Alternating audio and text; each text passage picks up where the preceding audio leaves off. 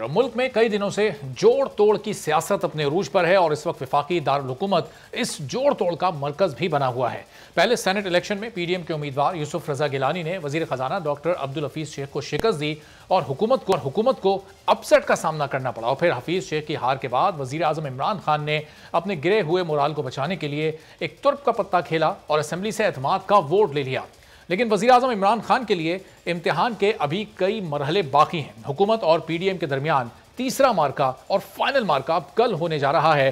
Chairman senate के election कल होने हैं और चेयरमैन सेनेट की नशिस्त जीतने के लिए हुकूमत और अपोजिशन दोनों ही एड़ी चोटी का जोर लगा रहे हैं, चूंकि ये मुकाबला बहुत ही क्लोज है। मुस्लिम लीग नून की नायब सदर मरियम नवाज ने यह इल्ज़ाम लगाया है कि चेयरमैन सेनेट के इंतखाब के लिए हमारे सेनेटर्स को कॉल्स आ रही हैं कि पीडीएम उम्मीदवार को वोट ना दें। साथ ही मरियम नवाज ये दावा भी कर रही हैं कि उनके बाद सेनेटर्स ने कॉल्स के सबूत रिकॉर्ड भी कर लिए हैं। और मरियम नवाज के इल्ज़ाम पर जब चेयरमैन सेनेट के लिए पीडीएम के मुश्तरका उम्मीदवार यूसुफ रजा गिलानी साहब से सवाल किया गया तो उन्होंने लाइल में और कहा कि इस वक्त इस्टेब्लिशमेंट कदरे न्यूट्रल उन्हें नजर आ रही है। क्या कहा उन्होंने, जरा ये सुनिए।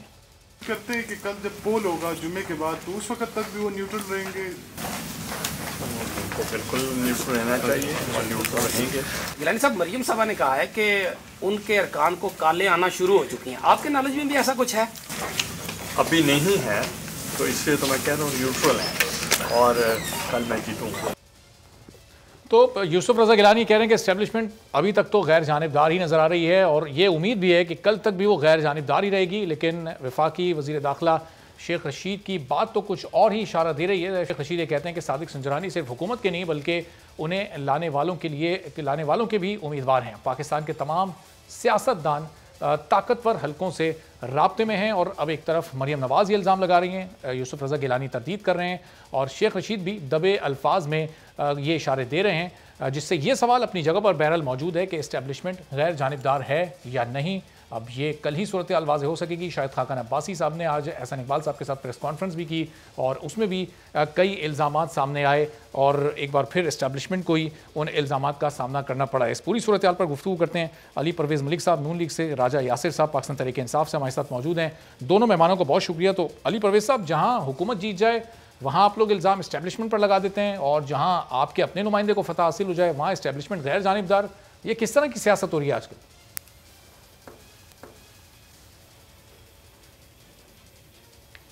बिस्मिल्लाहिर्रहमानिर्रहीम। बहुत शुक्रिया अरबाब साहब। देखें, पाकिस्तान मुस्लिम लीग नवाज़ का जो हमेशा से बयानिया राय है ना, वो इस तरह से है कि इदारों को अपने दायरे कार के अंदर रह के काम करना चाहिए। अब जो शेख रशीद साहब ने जो दबे अल्फाज में नहीं, उन्होंने मेरे ख्याल से खुल्लम खुल्ला ये बात की है कि संजरानी साहब जो हैं वो रियासती इदारों के नुमाइंदा हैं। तो देखें, जब इस किस्म के आप बयान लेते हैं तो आप ख़ुद इस मुल्क के जो इदारे हैं उनको सियासत के अंदर घसीट के लेके आते हैं और यहाँ पे मामला मरियम नवाज शरीफ साहिबा के बयान तक महदूद नहीं है। आज जो आप प्रेस कॉन्फ्रेंस शाहिद खाकान अब्बासी साहब ने जो की है, उनके साथ जो सेनेटर हाफिज साहब बैठे हुए थे, अब्दुल करीम साहब, उन्होंने मुझे बताएं क्या डेटें और टाइम दे के नहीं बताया कि उनको किस तरह से पैगामात अरसाल किए जा रहे थे।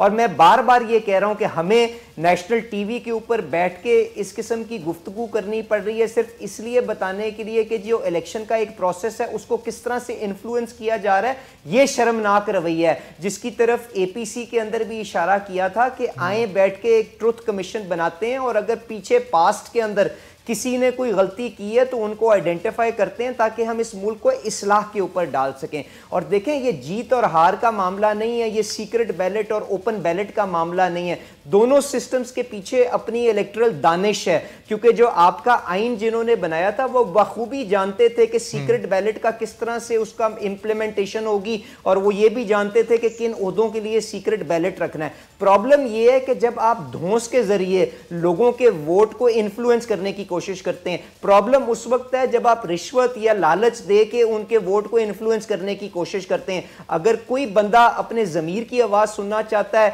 एक बेहतर कैंडिडेट को, चाहे वो यूसुफ रजा गिलानी की शक्ल के अंदर हो, जिसका रवैया उसने एज प्राइम मिनिस्टर देखा हो, उसकी तरफ वोट देना चाहता हो, तो इसमें कोई बुरी बात नहीं है। और मैं आपको एक दफा फिर अरबाब साहब बात कर रहा हूं कि यहां पे सिर्फ इशारे करने से, पगड़ियां उछालने से मामलात नहीं होगा। अगर किसी ने कोई गलत चीज की है उसके सबूत लेके आए, जो इनको इस्लामाबाद हाई कोर्ट ने कहा है कि जाएं इलेक्शन कमीशन के पास, ट्रायल पूरा करें और उसके बाद में भी प्रूव कर देते हैं कि यूसुफ रजा गिलानी ने धमकी वाली सूरत-ए-हाल गिलानी साहब और हफीज शेख वाले इलेक्शन में तो नहीं थी। डरा धमका के जिस तरह से नहीं अरबाब साहब, जिस तरह से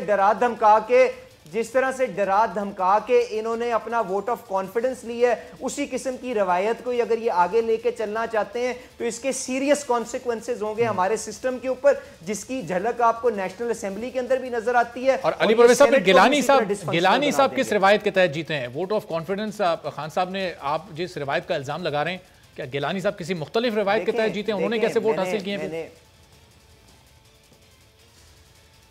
देखें, मैंने अरबाब साहब बड़ा क्लियरली आपको अपनी स्टेटमेंट में कहा है कि जी लोगों ने अगर अपने ज़मीर की आवाज़ सुन के बेहतर समझा है कि यूसुफ रजा गिलानी जो एक बेहतर कैंडिडेट है उसको वोट दिया है, तो इसमें कोई बुरी बात नहीं है। अक्रॉस द पार्टी लाइंस अगर हुआ इसमें कोई बुरी बात नहीं। बात यह है कि अगर उनको किसी ने कोई लालच दे के, रिश्वत दे के उनका वोट को इन्फ्लुएंस करने की कोशिश की है, और मैं यहाँ पे टीवी के ऊपर उसको ऊपर बात नहीं कर सकता। अगर इनके पास कोई सबूत मौजूद है, इनको इस्लामाबाद हाई कोर्ट ने उसकी तरफ इशारा कर दिया है कि आप जाएं, ट्रायल कंडक्ट करें और उनको सजा दिलवाएं, और अगर उन्होंने कुछ गलत किया तो बाद में भी डिनोटिफाई हो जाएंगे। पर अरबाब साहब बात इस तरह से है, मेरी एक मुझे कंक्लूड करने दीजिएगा। इमरान खान साहब ने जो अपना खुद उन्होंने मेयार तय किया था, मैं आपसे गुजारिश ये कर रहा हूं कि इसके ऊपर उनको भांपने की कोशिश करें। उनके पास अगर आज वोट मौजूद नहीं है तो इमरान खान साहब तो खुद कहते थे कि हमें उस इलेक्शन के अंदर नहीं जाना चाहिए, तो आज तो अपोजिशन के वोट ज्यादा हैं। उनके अपने मेयार के मुताबिक मुझे बताएं वो इलेक्शन में लड़ने किस लिए आ रहे हैं, और उनके